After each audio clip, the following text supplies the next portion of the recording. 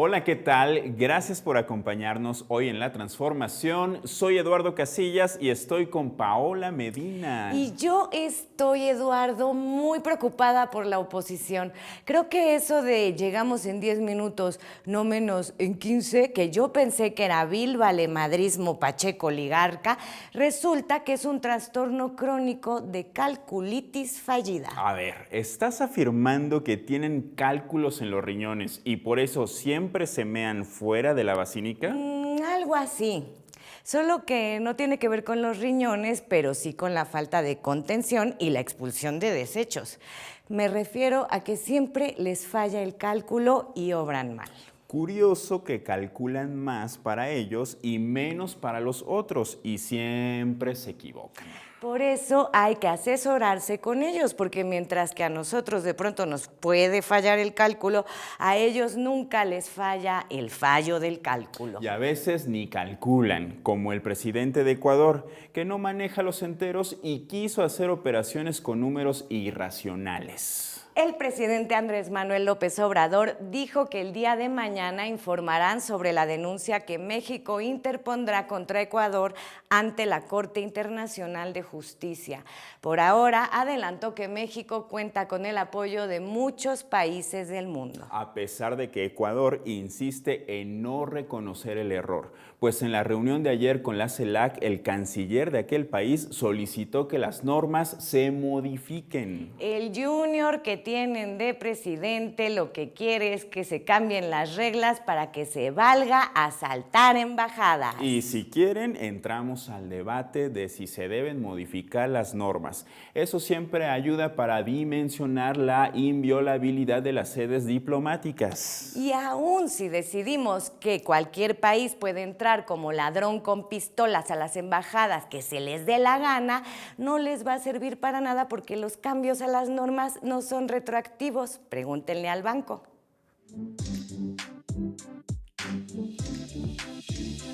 Y el representante de Ecuador, vicecanciller, planteando que se modifique el derecho internacional para que no se dé asilo y no se proteja las embajadas.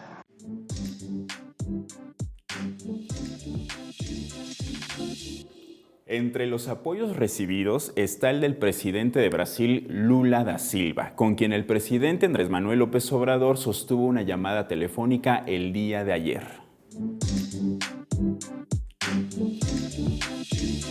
Eu estou te ligando para dizer, companheiro, total solidariedade do Brasil com você e com o povo mexicano. Lo llamo para transmitirle la total solidaridad hacia usted y hacia el pueblo mexicano, del pueblo de Brasil. Bueno, hermano, compañero, presidente, me da mucho gusto escucharte, expresar nuestro agradecimiento por la solidaridad del pueblo brasileño y del gobierno que tú encabezas en este penoso asunto de la toma de nuestra embajada, del asalto a nuestra embajada en Ecuador. Es algo totalmente violatorio de nuestra soberanía, del derecho internacional. Es un acto autoritario por donde se le vea. Y vamos nosotros a presentar nuestra denuncia en organismos internacionales. Vamos a presentar la denuncia en el Tribunal de Justicia Internacional para que esto, como tú lo mencionas, presidente Lula, no se repita, porque es realmente atroz si no se van a respetar las normas, las reglas internacionales, entonces vamos a vivir en el mundo de los gorilas, con todo el respeto a los gorilas.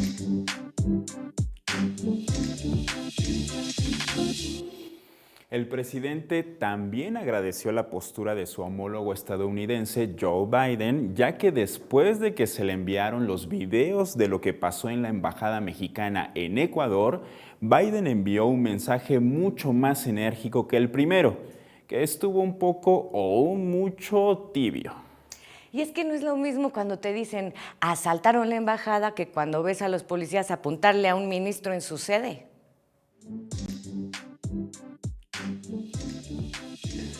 También importante subrayar que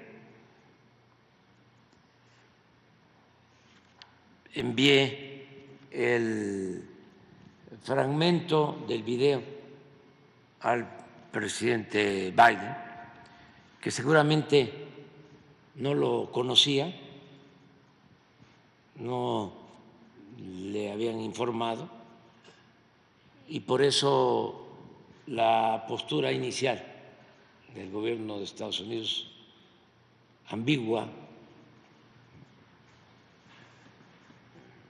tibia, y en respuesta, como ayer se dio a conocer ese video y también se lo envié al presidente Biden para que lo viera, salió ayer el asesor de asuntos de seguridad con una postura ya más definida, más clara, de condena a estos hechos. Estamos esperando lo mismo en el caso de Canadá, aun cuando somos respetuosos de las decisiones que tomen los gobiernos.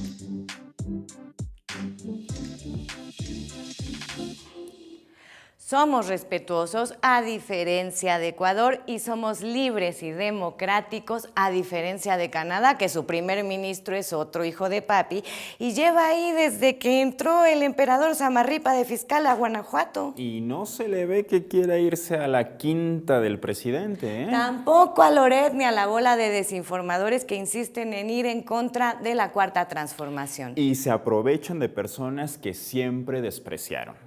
En cuanto al caso de los 43 normalistas desaparecidos de Ayotzinapa, el presidente hizo un llamado a las y los jóvenes, a las familias y a los habitantes de Guerrero a combatir la desinformación junto con el gobierno, ya que es demasiado lo que la oposición intenta hacer para ir en contra de la Cuarta Transformación. Y es que cualquiera que espere justicia de la Cuarta Transformación es un tesoro de politiqueros piratas. Si andas corto de fondos y te pasa algo, se lo puedes vender a la derecha. Seguro logran hacerlo culpa de la 4T, aunque haya pasado con Peña o con Calderón.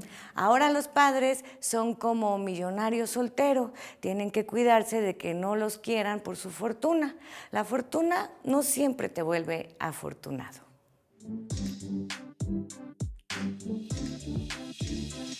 Como siempre, con el pueblo todo, sin el pueblo nada. Que nos ayuden para que se haga una labor de convencimiento, de orientación en contra de la manipulación.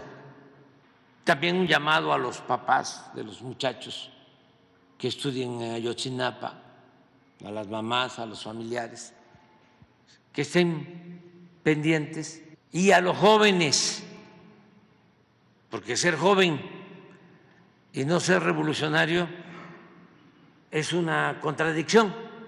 Ser joven y no ser revolucionario es una contradicción. Y está muy bien que haya rebeldía y se luche por la justicia, pero sin dejarnos manipular, porque en una de esas, en vez de hacer la revolución, hacemos la contrarrevolución. Entonces, todos atentos y con la seguridad absoluta de que nosotros no somos represores, que nosotros tenemos ideales, tenemos principios. No somos autoritarios, no somos conservadores, no somos clasistas, no somos racistas.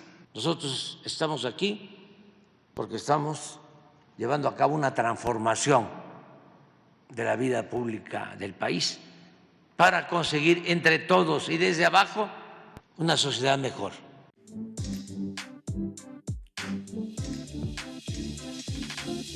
Y solo desde abajo, Pao, se puede construir una sociedad mejor. Sí, abajo donde se ama al pueblo y no al dinero. Los amantes del dinero nunca van a ser correspondidos. El dinero no ama a nadie, Pao. Neta, el dinero de Slim no está por amor y si al señor le pasa algo, a su dinero le importa menos que las violaciones electorales del PRIAN le importan la INE. Ahora resulta que no contentos con querer preguntarle cosas a los muertos, quieren que el presidente deje de decir cosas. Xóchitl Gálvez y sus amigos del PRIAN quieren que se cancelen las matutinas del presidente. Así es. También que prohíban los chicles para que no le afecte la equidad de la elección. Pero pues no lo van a lograr. El Tribunal Electoral ya dijo que no es posible en esta y en otras ocasiones. Lo de los chicles podría ser.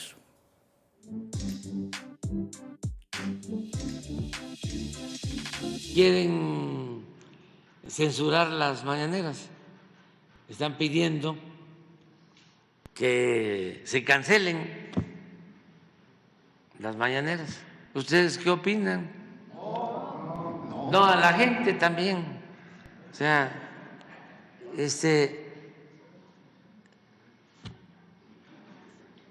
¿cómo nos van a silenciar? ¿Y las libertades? ¿Dónde quedan? Tengo entendido que ya resolvió el Tribunal Electoral que no es posible hacerlo. Sería una gravísima violación a la Constitución y desde luego un agravio a la libertad de expresión y a la libre manifestación de las ideas, a la libertad.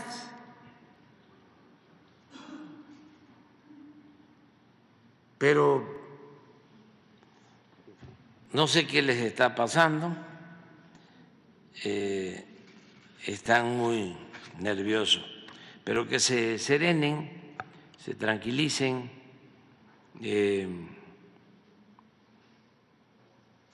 somos adversarios, no somos enemigos,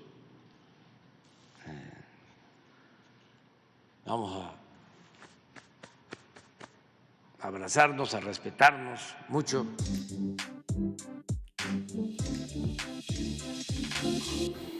Y al final, Pao, como dice el presidente, es sustancial que existan proyectos de nación contrapuestos. ¿Por qué vamos a estar pensando todos de la misma manera? ¿Por qué vamos a estar todos de acuerdo con la misma política económica? ¿Por qué vamos a estar todos de acuerdo con un solo pensamiento? A algunos, por ejemplo, les gustan los toros. A mí también. Por eso no me gustan los toreros. Y hay a quienes les gustan los toreros. Y lo deben admitir. Lo que no se vale es decir que proteges a los animales y luego irte de fiesta brava. La hipocresía es cuando alguien no se atreve a decir lo que piensa porque no quiere quedar mal o porque te quiere engañar. Como cuando dicen que están a favor de los programas sociales y votan en contra de ellos. Sí, claro, como cuando votan en contra de prohibir las terapias de conversión, pero dicen que apoyan a la comunidad LGTTIQ+. Y cuando acusan falsamente de algo que ellos hacen constantemente. ¿Eso cómo se llama? Eso se llama Felipe Calderón, que es el superlativo de ausencia de autoridad moral. Por eso cuando alguien que nunca hace la tarea y te acusa falsamente de no haber hecho la tarea, le dicen que es un Felipe Calderón. Exactamente. Al respecto, el presidente nos leyó otro fragmento del capítulo Durante el narcoestado me dieron por muerto de su último libro, Gracias, en el que señala que Felipe Calderón es responsable de la gran tragedia que significó esa etapa, cuyo protagonista fue Genaro García Luna.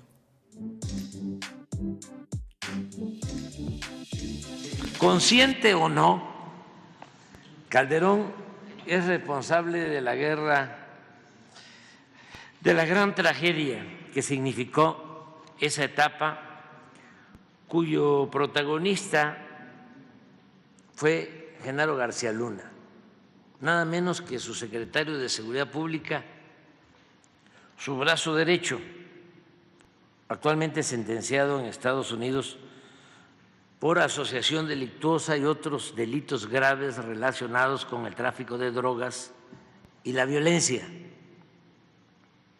Muchos no saben que Genaro García Luna ingresó al CISEN desde el inicio del gobierno de Carlos Salinas de Gortari y que llegó a ser subdirector operativo de esa misteriosa institución, y desempeñando ese cargo viajó a Tijuana y dejó en libertad a un agente de ese centro de espionaje acusado de haber sido el segundo tirador en el asesinato de Luis Donaldo Colosio.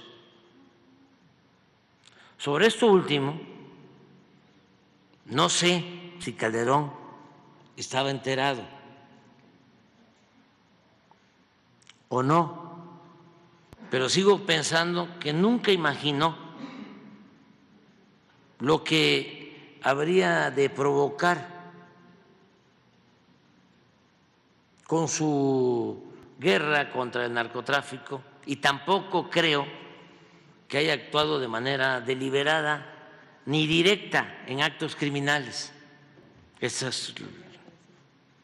Más bien sostengo, pero ese es el tema para el debate,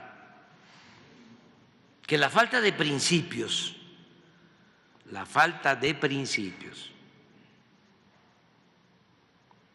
y el fanatismo conservador puede llevar a cualquier persona con poder,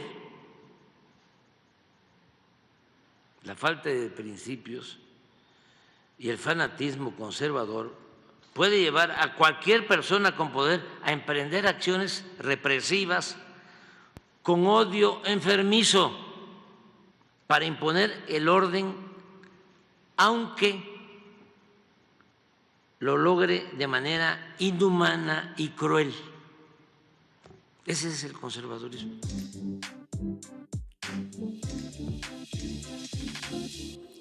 Por eso, de los conservadores, el menos malo es el glutamato monosódico. El presidente aprovechó para explicar por qué la estrategia de seguridad de su gobierno de abrazos, no balazos, es eficiente y por qué la oposición nada más no la puede aceptar. Y es muy sencillo, es no hacer a otros lo que no quieres que te hagan a ti.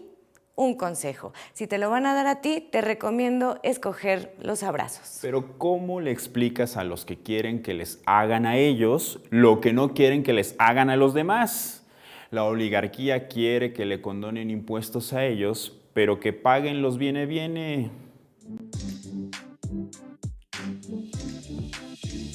Se burlan, pero además los entiendo.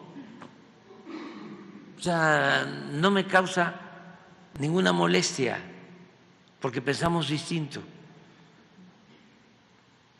Porque hay amigos que quieren componerlo, ¿no? Diciendo, cuando hablo de abrazos, no balazos, y que me refiero de manera metafórica a los abrazos, que los abrazos es darle oportunidad a los jóvenes, que haya trabajo que haya ingresos, que haya bienestar. Sí, sí, sí, sí, sí. Sí, sí, todo eso. Pero también abrazos, no balazos. Entonces, eso choca completamente, ¿sí?, con el pensamiento conservador. Pero además es bíblico. El Antiguo Testamento es la ley del talión, el Nuevo Testamento es otra cosa. Es enfrentar el mal haciendo el bien. Entonces, eso no es fácil de aceptar. Y por eso se ríen, pero no me produce ningún tipo de molestia. Yo soy partidario de que la paz es fruto de la justicia.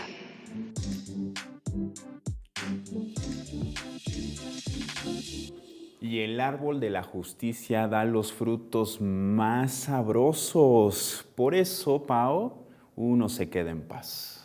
Y no se preocupen si no ven su arbolito crecer. A veces tarda, pero llega. Lo que no llega son los votos de los bots a las urnas. Hoy en el ¿Quién es quién en los bots? Se mostró un análisis en donde se encontraron 214 anuncios en Facebook entre enero y lo que va de abril, donde se ataca a los hijos del presidente con falsedades y mentiras. Casi 100 páginas de Facebook promocionan contenidos pagados contra el presidente y su familia. Supongo que han de pensar que si desprestigian a los hijos del presidente, van a poder regresar a surtir medicinas con 40% de sobreprecio. El gasto alcanza el $500,000 de pesos, pagando 25,000 pesos por anuncio, lo cual es fácil de costear si cobraste 40% de sobreprecio en toallas higiénicas y pañales. Claro. El 65.3% de los contenidos pagados provienen de Carlos Loret de Mola y Latinus, lo cual se explica porque saben dónde conseguir medicinas contra el dolor de codo. De enero a la fecha, en la red social X hay más de 600,000 menciones en las cuentas de Carlos Loret y Latinus, todas relacionadas con información de la familia del presidente. Casi podría decirse que tiene una ligera obsesión tipo el Guasón en Batman Lego. Por otro lado, entre el 31 de enero y el 7 de abril se han generado más de 26.323.509 menciones de ataque utilizando la etiqueta #narcopresidente. Más del 60% de estos mensajes provienen del extranjero, destacando Argentina, Colombia, España y Estados Unidos. Del total de los mensajes, solo el 1.7% son originales. Los bots se activan entre las 4 y las 6 de la mañana y alcanzan la mayor actividad durante la conferencia matutina presidencial.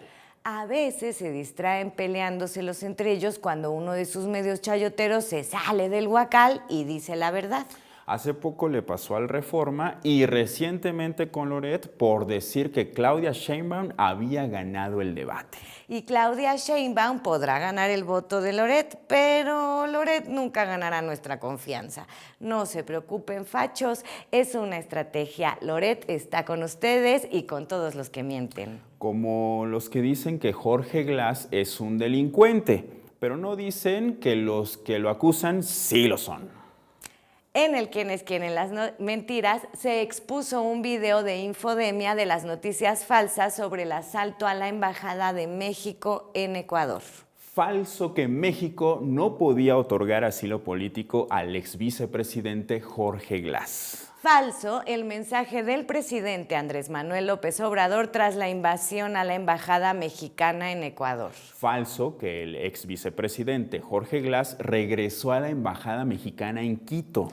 Falso que Ecuador prohibió toda operación aérea privada y comercial con México.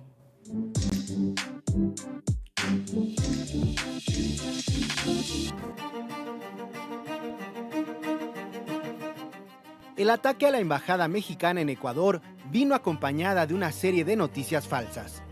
1.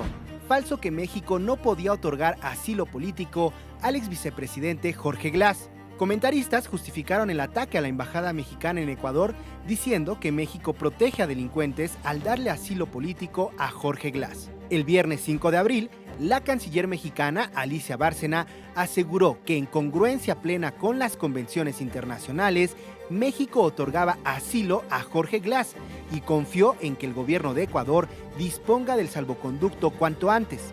Además, el 7 de abril, la canciller mexicana declaró que el gobierno de Brasil había informado que la acusación por presunta corrupción en el caso Odebrecht contra Glass no estaba vigente. Tuvimos noticias de que el Tribunal Federal de Brasil había ya eximido a Jorge Glass de las acusaciones de Odebrecht, así es de que esa acusación no estaba vigente. 2.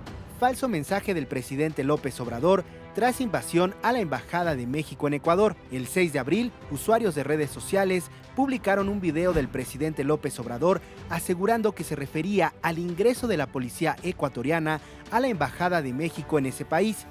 Sin embargo, el video original corresponde al 10 de enero de 2024, cuando el mandatario mexicano se refirió a la irrupción de un comando armado en el canal TC Televisión de Ecuador.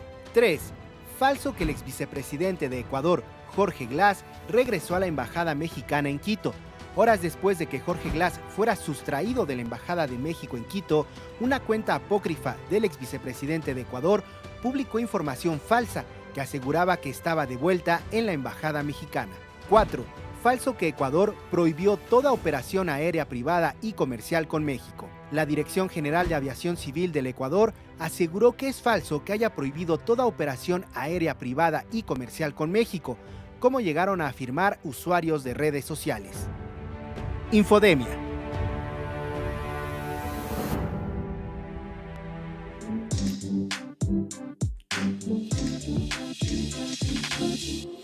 Luego de asegurar que los partidos de oposición buscan engañar a las y los mexicanos al decir que siempre han estado a favor de dar apoyos a quienes lo necesitan, Claudia Sheinbaum recordó al pueblo mexicano que el único que garantiza los programas sociales es el movimiento de la Cuarta Transformación.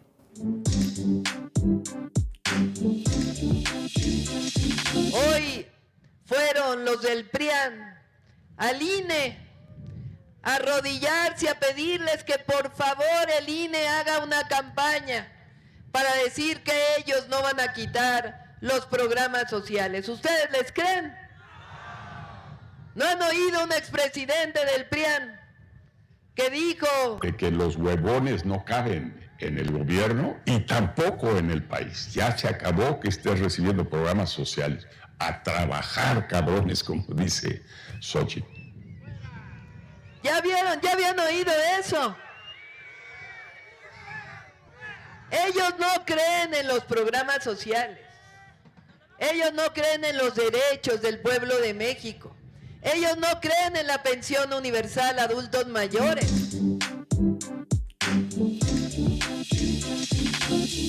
Además, Pao, el INE no puede garantizar nada de lo que pase después de la elección. Ellos solo se encargan de contar y validar los votos y declarar al ganador. Son como el cura que casa a los novios.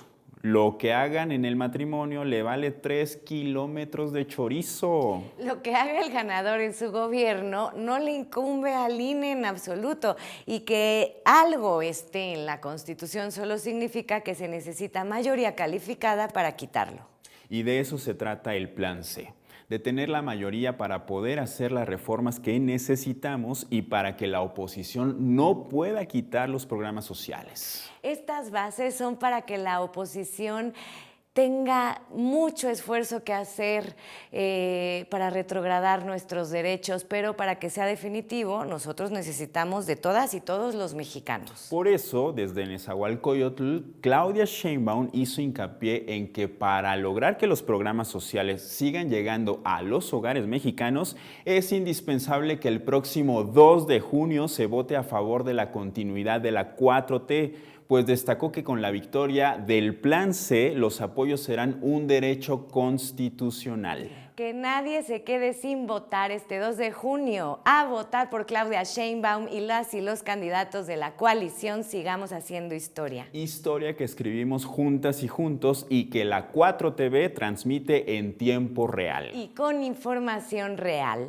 Nosotros nos despedimos por el momento. Agradecemos su compañía y los invitamos a seguir viendo el resto de nuestra transmisión. Por lo pronto, les dejamos con el cartón del día publicado en La Jornada por el Monero Hernández. Hasta mañana.